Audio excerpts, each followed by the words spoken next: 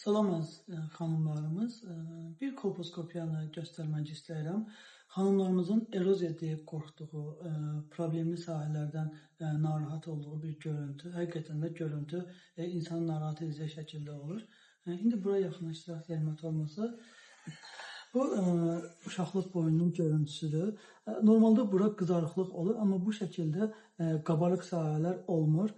Bunun iltihaba bağlı da ola bilər, başqa səbəbdən, başqa problemdən də ola bilər. İndi buranı baxacağıq.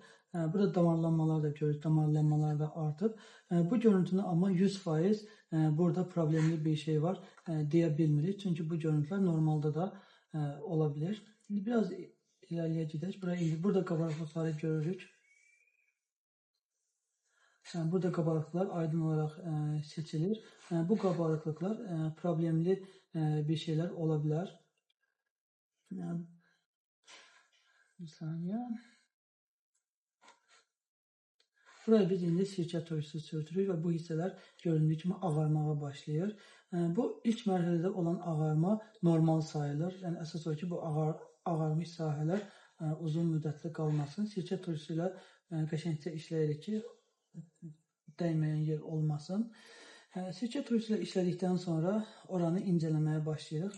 Burada ağarmış sahələri görürük. Bu ağarmış sahələr erkən dövrdə normal hesab olunur. Amma uzun müddət davam edərsə, o zaman patoloji hesab olunur. Bu hissə tamamilə, yəni bu hissələr hamısı tamamilə eroziya sahəsi dediyimiz qızarıqlıq sahəsidir. Buradakı qabarıqlıqları görürük. Orada da ağ sahələr var. Bunlar daha çox vəzləri uşaqlıq boyunun vəzlərinə oxşayır, amma yenə də burada çıxıntıları görürük. Bu hissələr bizim üçün belə də şübhəli sahələr hesab olunur.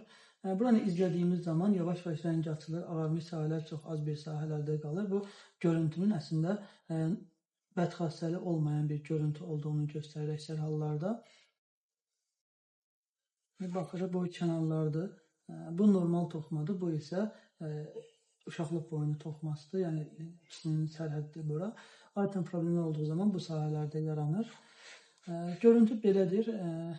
Bir qədər də gözləyirik. Bu şəkildə. Sonra bu hissəni lüqolla rəngləyəcək. Bunun bütün kənarlarına, bütün ətrafına detallı şəkildə baxırıq tələsmədən. Çünki xanımda gözdən qaçan, nəzərdən qaçan heç bir şey olmamalıdır. Sonra buranı lüqol məhlulu ilə işləyirik. Lüqol məhlulu yod məhluludur. Yəni yod rəngdə qara bir rəngdir. Bura qəhvəyi rəng alır.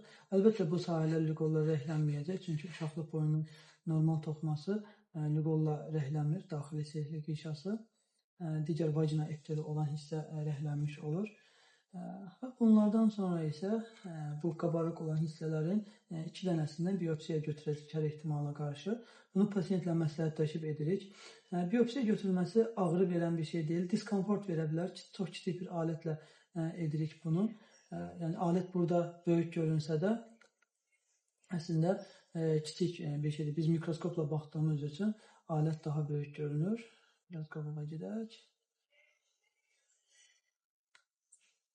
Alətimiz budur.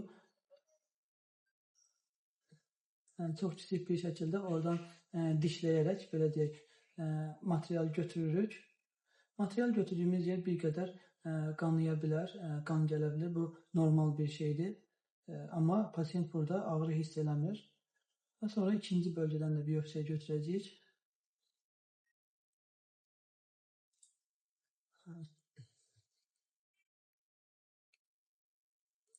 Bu şəkildə qanama da bu qədər olur. Yəni bundan artıq qanaxma olmur adətən. Sadəcə bu problemlərlə qarşılaşmamaq üçün, rastlaşmamaq üçün vaxtı-vaxtında müayinələr olunmaq lazımdır və bu mərhələyə çatdırmamaq lazımdır.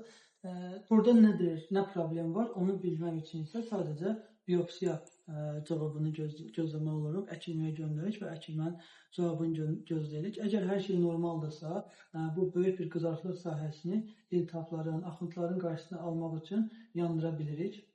Yəni, bu bir seçimli pasiyentlə məsləhətləşib edirik onu. Yox, amma başqa bir problem çıxarsa, məsələn, cin-1 çıxarsa, yenə bu hissəni yandırırıq. Amma cin-2 ya da cin-3 patologiyası çıxarsa, o zaman bu sağlam toxuma sərhədindən bu şəkildə uşaqlıq boyunun çöldə görünən bu qızarıq hissəsini tamamilə çıxarıq. Yəni, bu şəkildə tamamilə sağlam toxuma sərhədində bu hissəni çıxarır və xanımdakı bütün bu qabarıqlıq, bütün bu problemli sahələr getmiş olur. Buna da lip əməliyyatı deyilir.